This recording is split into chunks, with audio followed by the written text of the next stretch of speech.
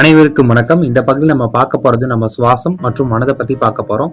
நான் பாத்தீங்கன்னா ரொம்ப பெரிய எக்ஸ்பிளனேஷன்லாம் கொடுத்து உங்களை பாத்தீங்கன்னா ரொம்ப குழப்ப விரும்பாம இதை எப்படி எங்களுக்கு தெரிஞ்ச விதத்துல உங்களுக்கு ஷார்ட்டா சொல்ல முடியும் அப்படிங்கிற விதத்துல சொல்லலான்னு விரும்பி இருக்கும். பொதுவா பாத்தீங்கன்னா நம்ம மனசு அப்படின்னு எடுத்துக்கிட்டோம்னா ஏதாவது ஒரு புள்ளியில நம்ம மனசை செலுத்தி, இப்ப எக்ஸாம்பிள், இப்ப உங்க உடம்புல ஏதாவது ஒரு டிசீஸ் இருக்கு, ஏதாவது ஒரு வியாதி இருக்குன்னா உங்களுடைய மனசை அந்த வியாதி மேல நிறுத்தினா அடுத்த செகண்ட் உங்களோட வியாதி குணப்படுத்த முடியும் அப்படின்னு இருந்துச்சுன்னா, இல்லாட்டி உங்களுக்கு ஒரு பொருள் தேவைப்படுது, அடுத்த நீங்க நினைச்ச அடுத்த செகண்டே உங்களால அடைய முடியும் இருந்துச்சுன்னா, பொதுவா பாத்தீங்கன்னா இதெல்லாம் நம்ம ஒரு கற்பனை கதாபாத்திரம் தான் நம்ம யோசிப்போம், இதெல்லாம் நம்மளால முடியாதுன்னு நினைப்போம். ஆனா நம்மளோட சித்தர்கள் இதெல்லாம் நடத்தி காட்டியிருக்காங்க. அவங்க நடத்துறதுக்கு பெரிய ஊன்றுகோலா இருந்தது பாத்தீங்கன்னா அவங்களோட மனசைதான். அவங்க மனசை அவங்கனால நினைச்ச இடத்துல அந்த செகண்ட் அவங்களால நிறுத்த முடியும் அப்படிங்கறதுனாலதான் பாத்தீங்கன்னா அவங்க ஆசைப்பட்ட அத்தனையும் அவங்க அடைஞ்சிருக்காங்க. அதே போல பாத்தீங்கன்னா நம்மனாலே முடியும். ஆனா நமக்கு பாத்தீங்கன்னா அதுக்கான சூட்சமம் தான் தெரிய மாட்டேங்குது. பொதுவா பாத்தீங்கன்னா நம்மளோட சுவாசமும் மனசும் ரெண்டுமே தொடர்பு இருக்கு. நீங்க ஒரு விஷயத்த பாத்தீங்கன்னா செய்யணும், இல்ல மனசை நீங்க ஒருநிலைப்படுத்தணும் அப்படின்னீங்கன்னா, மனசை ஒருநிலைப்படுத்த உங்களால முடியாட்டி உங்க சுவாசத்தை ஒருநிலைப்படுத்துங்க. உங்க சுவாசம் ஒருநிலையாச்சுன்னா உங்க மனசு ஒருநிலை ஆகும். இல்ல உங்க மனசை ஒருநிலைப்படுத்துங்கன்னா உங்க சுவாசம் ஒருநிலை ஆகும். இது ரெண்டுமே பாத்தீங்கன்னா ஒரே நேர்கோடு தான். பொதுவா பாத்தீங்கன்னா நம்ம உடம்புக்கு தேவையான அனைத்து சக்திகளையுமே கொடுக்கறதுக்கு ரொம்ப முக்கிய பங்கு வகிக்கிறதுங்கிறது பாத்தீங்கன்னா நம்ம சுவாசம் தான். இந்த சுவாசத்தை நம்ம மாற்றி அமைக்கும் போது நம்ம நினைச்சதை சாதிக்க முடியும்னு சொல்லியிருக்கோம். எப்படின்னு கேட்டீங்கன்னா, இப்ப உங்களுக்கு ஏதாவது ஒரு துக்கமான ஒரு சம்பவம் இல்ல கோபமா இருக்கிறீங்கன்னா உங்களோட சுவாசத்தோட எண்ணிக்கை அதிகரிக்க ஆரம்பிக்கும். உங்களோட மூச்சு காற்று உஷ்ணமா வந்துட்டு இருக்கும். இதுவே நீங்க ரொம்ப அமைதியா இருந்தீங்கன்னா உங்களோட சுவாசத்தோட எண்ணிக்கை குறைய ஆரம்பிக்கும். உங்களோட மூச்சு காத்து ரொம்ப குளுமையா இருக்கும். இதுதான். இப்ப பாத்தீங்கன்னா நீங்க கோபமான இருக்கிற மனநிலை இருக்கும்போது உங்க சுவாசம் அதிகரிக்குது. இதுவே உங்க சுவாசத்தை நீங்க குறைக்க ஆரம்பிச்சீங்கன்னா நீங்க அந்த கோபமான மனநிலையில இருந்து சாந்தமான மனநிலை, அதாவது அமைதியான ஒரு மனநிலைக்கு மாற ஆரம்பிப்பீங்க. இந்த சீக்கிரட்டை மட்டும் நீங்க சரியா பயன்படுத்த தெரிஞ்சுக்கிட்டீங்கன்னாவே போதும், நீங்க நினைக்கக்கூடிய அனைத்து விஷயங்களையுமே உங்களால சாதிக்க முடியும். அடுத்து பாத்தீங்கன்னா நம்மளோட சுவாசம் பாத்தீங்கன்னா இடைக்கிளை, பின்கிளை, சுழிமுனைன்னு இந்த இதை சொல்லுவாங்க. அதாவது என்னன்னு கேட்டீங்கன்னா நம்மளோட இடது மூக்குல வர சுவாசம், வலது மூக்குல வர சுவாசம், ரெண்டு மூக்கு ஒன்னா சேர்ந்து வர சுவாசம் வச்சுக்கலாங்க. இடது மூக்குல வர்றது பாத்தீங்கன்னா சந்திரனை குறிக்கும். அதாவது என்னன்னு கேட்டீங்கன்னா குளிர்ச்சியான சுவாசம். வலது மூக்குல வர்றது பாத்தீங்கன்னா சூரியனை குறிக்கும். அதாவது சூடான சுவாசம். ரெண்டு மூச்சுலையும் உங்களுக்கு ஒரே டைம்ல வந்துச்சுன்னா அது பாத்தீங்கன்னா சுழிமுனை. அது நம்ம அதிகமா பயன்படுத்த மாட்டோம். ஒரு நாளைக்கு பாத்தீங்கன்னா இந்த ரெண்டு சுவாசமும் மாறி மாறி உங்களுக்கு வந்துட்டு இருக்கும். ஒரு 1.5 மணி நேரம் சுவாசங்கள் மாறும். ரெண்டு மூச்சுல ஒரே மாதிரி வர்றது பாத்தீங்கன்னா உங்களுக்கு ஒரு 10 நிமிஷம் அவ்வளவுதான் இருக்குமே. உங்களுக்கு பாத்தீங்கன்னா இப்ப எந்த நாசில சுவாசம் இருக்குன்னு நீங்க தெரிஞ்சுக்கணும்னா, முதல்ல உங்களோட வலது நாசியை க்ளோஸ் பண்ணிட்டு இடது நாசினால மூச்சு விட்டு பாருங்க. மூச்சு விடும்போது கொஞ்சம் கஷ்டமா இருக்குன்னு தெரிஞ்சுன்னா அடுத்தது இடது நாசியை மூடிட்டு வலது நாசியில விட்டு பாருங்க. அது ஈஸியா வந்துச்சுன்னா உங்களுக்கு வலது நாசியில சுவாசம் இருக்குன்னு அர்த்தம். ரெண்டு நாசிலுமே காத்து போற மாதிரிதான் இருக்கும். ஒரு நாசில அந்த காத்து உங்களுக்கு கொஞ்சம் கஷ்டமா இருக்கும். இதுல ஈஸியா இருக்கும். அந்த நாசில நீங்க சுவாசம் பண்ணிட்டு இருக்கீங்க அப்படின்னு நீங்க தெரிஞ்சுக்கலாம். இப்ப பாத்தீங்கன்னா ஒரு சின்ன எக்ஸாம்பிள், உங்களோட சுவாசத்தை வச்சு உடனடியா அதோட சக்தி என்ன நீங்க தெரிஞ்சுக்கிறதுக்கான ஒரு சின்ன எக்ஸாம்பிள் இப்ப உங்களுக்கு நாங்க சொல்ல போறோம். காலையில நீங்க கண்ணை முழிச்சோன்னே முதல்ல உங்களோட நாசியை செக் பண்ணி பாருங்க. உங்களுக்கு எந்த நாசில காத்து போயிட்டு இருக்குன்னு. இப்ப உங்களுக்கு வலது நாசில காத்து போச்சுன்னா வலது கையை கீழே ஊன்றி வலது காலால, இப்ப நீங்க கட்டளை படுத்துட்டு இருக்கீங்கன்னா வலது கையை கீழே ஊன்றி எந்திரிச்சு வலது காலை முதல்ல தரையில வைங்க. இல்ல இடது கையை கீழே ஊன்றி இடது காலை முதல்ல தரையில வைங்க. நீங்க தரையில தான் படுக்கிறீங்க அப்படின்னா இடது கைய, இப்ப இடது நாசில சுவாசம் போச்சுன்னா இடது கையை கீழே ஊன்றி இடது காலை தரையில வச்சு எந்திரிக்க பாருங்க. இதுதான் பாத்தீங்கன்னா அந்த சீக்ரெட், முதல் சீக்ரெட். இந்த மாதிரி எந்திரிக்கும் போது அன்னைக்கு நாள் உங்களுக்கு பாத்தீங்கன்னா கொஞ்சம், அதாவது பாத்தீங்கன்னா ஒரு 10% உங்களுக்கு சந்தோஷமான நாளா அமையும். அதுக்கு அடுத்தது என்ன பண்ணணும்னு கேட்டீங்கன்னா, எழுந்த உடனே நாடி சுத்தி பிராணாயாமம்னு சொல்லுவாங்க, அதை பண்ணுங்க. அதாவது எப்படின்னு கேட்டீங்கன்னா, இப்ப நம்ம நாடி சுத்தி பிராணாயாமம் அப்படின்னா என்னன்னு பார்த்தரலாம். முதல்ல நம்ம நாடி சுத்தி பிராணாயாமம் பண்ணணும். அதாவது எப்படின்னு கேட்டீங்கன்னா, உங்களுடைய இன்னைக்கு உங்களுக்கு வலது நாசியில தான் சுவாசம் நடக்குது அப்படின்னா இடது நாசியை மூடிட்டு உடம்புல உள்ள எல்லா காத்தையுமே வலது நாசியால வெளியிடணும். அடுத்தது திருப்பி உங்களால எவ்வளவு காத்தை உள்ள இழுக்க முடியுமோ வலது நாசி வழியே உள்ள இழுத்து, இப்ப வலது நாசியை மூடிட்டு இடது நாசியால எல்லா காத்தையும் வெளியிடணும். திருப்பியும் இடது நாசியால காத்து உள்ள இழுக்கணும். இது ஒரு சுற்றுன்னு அர்த்தம். இந்த மாதிரி மொத்தமா 3 தடவை பண்ணுங்க.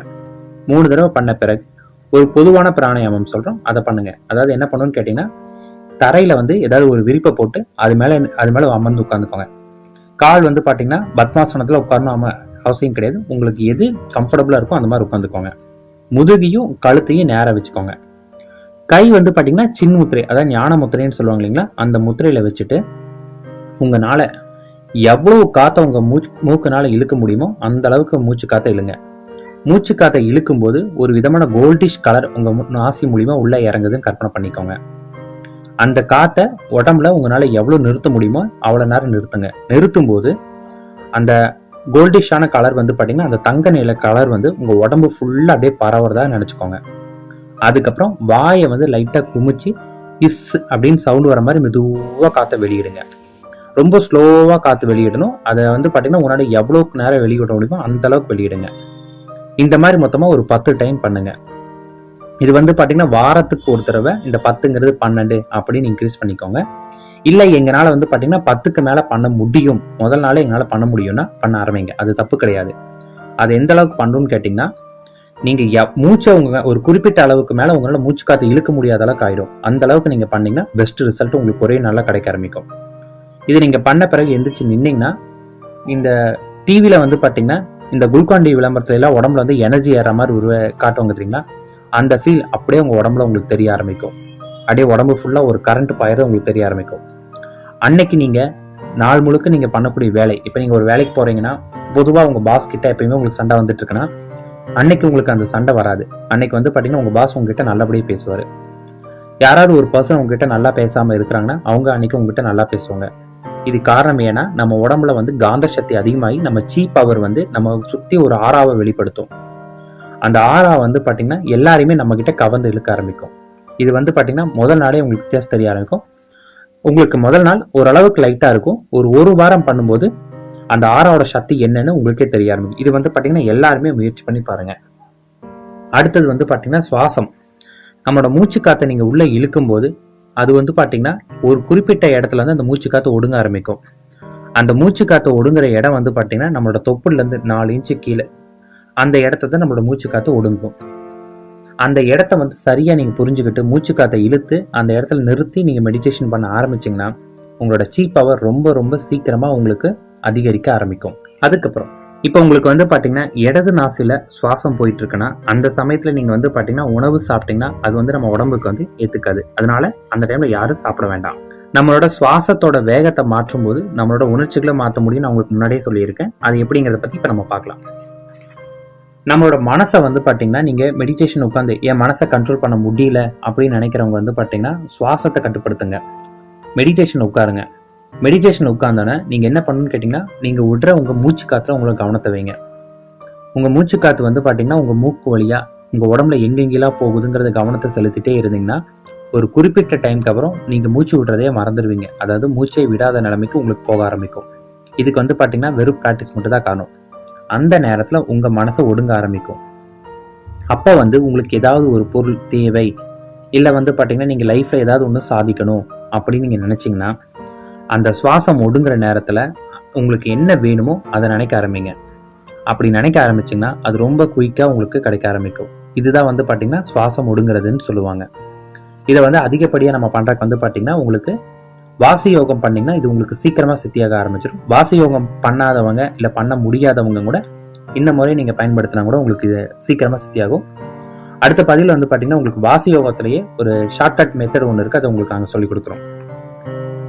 சுவாசத்தை வந்து பாத்தீங்கன்னா நம்ம மனசோட நம்ம தொடர்பு படுத்துற காரணம் என்னன்னு கேட்டீங்கன்னா, சுவாசம் எந்த அளவுக்கு நீங்க வந்து பாத்தீங்கன்னா ஒருநிலை உங்களால படுத்த முடியும்னு தெரிஞ்சுட்டீங்கன்னா உங்க மனசையும் அந்த அளவுக்கு ஒருநிலைப்படுத்த முடியும். அதனால நீங்க என்ன பண்றீங்கன்னு கேட்டீங்கன்னா, இனிமேல் உங்களோட முழு கவனம் நீங்க எந்த வேலை செய்யறதா இருந்தாலும் உங்களுக்கு நேரம் கிடைக்கும் போதெல்லாம் நீங்க உங்க சுவாசத்தை கவனிக்க ஆரம்பிங்க. வேற எதுவும் நீங்க பண்ண தேவையில்லை. நீங்க லைஃப்ல என்னென்னலாம் சாதிக்கணும்னு நினைக்கிறீங்களோ அது எல்லாமே சாதிக்கிறதுக்கு ரொம்ப ரொம்ப ஷார்ட்கட் வே இது ஒண்ணுதான். நீங்க டெய்லி ஒரு மூச்சு காத்த கவனிக்க ஆரம்பிங்க. வேற ஒண்ணும் நீங்க பண்ண தேவையில்ல. நீங்க எவ்வளவு வேகமா மூச்சு இழுக்கிறீங்க, எவ்வளவு வேகமா மூச்சை விடுறீங்கிறத மட்டும் கவனிங்க. உங்க மூச்சை நீங்க கண்காணிக்க ஆரம்பிச்சீங்கன்னாவே உங்க சுவாசத்தோட அளவு கம்மியாக ஆரம்பிக்கும். அதுதான் வந்து பாத்தீங்கன்னா சுவாசம் ஒடுங்கிறது. இது வந்து ரொம்ப சீக்கிரமாவே ரிசல்ட் கிடைக்கும். ஒரு வாரத்துக்கு உங்களுக்கு கஷ்டமா இருக்கும். நம்மளோட மூச்சு காத்த நம்ம கவனிக்கணுமா, அது வந்து ஏதோ தன்னிச்சையா நடந்துட்டு இருக்கிற ஒரு விஷயம். இதெல்லாம் நம்ம கவனிக்கிறதுலாம் லாஜிக்கே கிடையாது, இல்ல பாசிபிலிட்டியே கிடையாது நம்ம நினைக்காம அதை கவனிக்க ஆரம்பிங்க. அப்படி கவனிக்க ஆரம்பிச்சீங்கன்னா ஒரு வாரத்துல உங்களுக்கு வித்தியாசமா தெரிய ஆரம்பிக்கும். நான் உங்களுக்கு முன்னாடியே சொன்னேன், நாடி சுத்தி பிராணாயாமம் அடுத்த சொன்ன பிராணாயாமம், அடுத்தது உங்க சுவாசத்தை கவனிக்க ஆரம்பிங்க. இந்த 3 மெத்தடை நீங்க கரெக்டா ஃபாலோ பண்ணிட்டு இருந்தீங்கன்னா உங்களுக்கு கிடைக்கக்கூடிய நன்மைகள் என்னென்னு கேட்டீங்கன்னா, நீங்க நினைச்சதை ரொம்ப சீக்கிரமா அடைய முடியும். 1. 2வது, உங்க மனசு சீக்கிரத்துல ஒருநிலைப்பட ஆரம்பிக்கும். 3வது, உங்க உடம்புல உள்ள ஏதாவது வியாதிகள், ஏதாவது ஒரு பிரச்சனை இருந்தால் அந்த பிரச்சனையிலிருந்து ரொம்ப ரொம்ப குயிக்கா நீங்க வெளியேற ஆரம்பிப்பீங்க. இன்னும் வர அடுத்த பகுதியில வந்து பாத்தீங்கன்னா இதை பத்தி நம்ம சித்தர்கள் என்னென்ன சொல்லியிருக்காங்க, அவங்களோட முறைகள் என்னென்ன அப்படிங்கறத பத்தி விளக்குறோம். மிக்க நன்றி.